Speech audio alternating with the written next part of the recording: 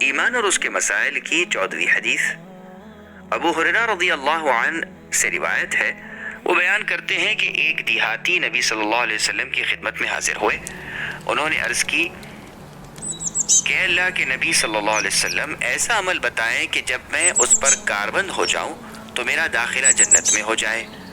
آپ نے فرمایا، تم اللہ کی عبادت کرو، اللہ کے ساتھ کسی کو شریک نہ ٹھہراؤ، فرض نماز قائم کرو، فرض زکوٰۃ ادا کرو اور رمضان کے روزے رکھو۔ انہوں نے اقرار کیا کہ اس ذات کی قسم جس کے ہاتھ میں میری جان ہے، میں اس پر نہ کچھ زیادتی کروں گا اور نہ اس میں کمی کروں گا۔ جب وہ شخص اٹھ کر چلے گئے تو نبی صلی اللہ علیہ وسلم نے فرمایا، جس شخص کو پسند ہے کہ وہ کسی جنتی انسان کو دیکھے تو وہ اس شخص کو دیکھے۔ اس حدیث کو بخاری اور مسلم نے روایت کیا ہے۔ ایمان اور اس کے مسائل کی 15ویں حدیث۔ سفیان ابن عبداللہ الثقفی رضی اللہ عنہ سے روایت ہے، وہ کہتے ہیں، میں نے عرض کیا، اے اللہ کے رسول صلی اللہ علیہ وسلم، مجھے اسلام کے بارے میں ایسی جامع بات بتائیں کہ آپ کے بعد مجھے کسی سے استفسار کی ضرورت باقی نہ رہے۔ اور ایک روایت میں ہے کہ آپ کے سوا۔ آپ نے فرمایا، تم اقرار کرو کہ میں اللہ پر ایمان لایا، پھر اس پر استقامت اختیار کرو، یعنی اسی پر جم جاؤ۔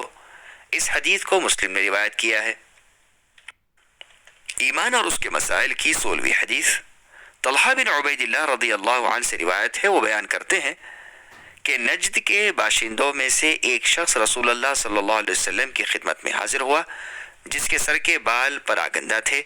اس کی آواز کی بھنبھناہٹ تو ہمارے کانوں میں آ رہی تھی، لیکن ہمیں معلوم نہیں ہو رہا تھا کہ وہ کیا کہہ رہا ہے۔ وہ آپ کے قریب ہوئے تو معلوم ہوا کہ وہ آپ سے اسلام کے بارے میں دریافت کر رہے ہیں۔ نبی صلی اللہ علیہ وسلم نے فرمایا، دن رات میں 5 نمازیں فرض ہیں۔ اس شخص نے دریافت کیا، ان کے علاوہ بھی مجھ پر کچھ فرض ہے؟ آپ نے فرمایا، اور کچھ فرض نہیں، البتہ نفل نماز ہے۔ نیز رسول اللہ صلی اللہ علیہ وسلم نے فرمایا، اور ماہ رمضان کے روزے فرض ہیں۔ اس شخص نے دوبارہ دریافت کیا، اس کے سوا بھی مجھ پر کچھ فرض ہے؟ آپ نے فرمایا، نہیں، البتہ نفل روزے ہیں۔ طلحہ بن عبید اللہ رضی اللہ عنہ نے روایت کیا ہے کہ رسول اللہ صلی اللہ علیہ وسلم نے اس شخص کو زکوٰۃ کے بارے میں بھی بتایا کہ وہ فرض ہے۔ اس شخص نے دریافت کیا، اس کے سوا بھی مجھ پر کچھ فرض ہے؟ آپ نے فرمایا، نہیں، البتہ نفلی صدقہ ہے۔ راوی نے ذکر کیا، اس کے بعد وہ شخص واپس چلے گئے اور وہ کہہ رہے تھے، اللہ کی قسم، نہ میں اس پر زیادتی کروں گا نہ اس میں کمی کروں گا۔ اس پر رسول اللہ صلی اللہ علیہ وسلم نے فرمایا، اگر یہ انسان درست کہتے ہیں تو کامیاب ہوں گے۔ اس حدیث کو بخاری اور مسلم نے روایت کیا ہے۔ وضاحت۔ اس حدیث میں صرف 3 فرائض کا ذکر ہے، حج کا ذکر نہیں ہے۔ یہ راوی کا اختصار ہے، ورنہ ابن عباس رضی اللہ عنہما سے مروی روایت میں حج کا ذکر موجود ہے، اور توحید و رسالت کی گواہی کے ذکر کی ضرورت نہیں تھی، کیونکہ سائل مسلمان تھا۔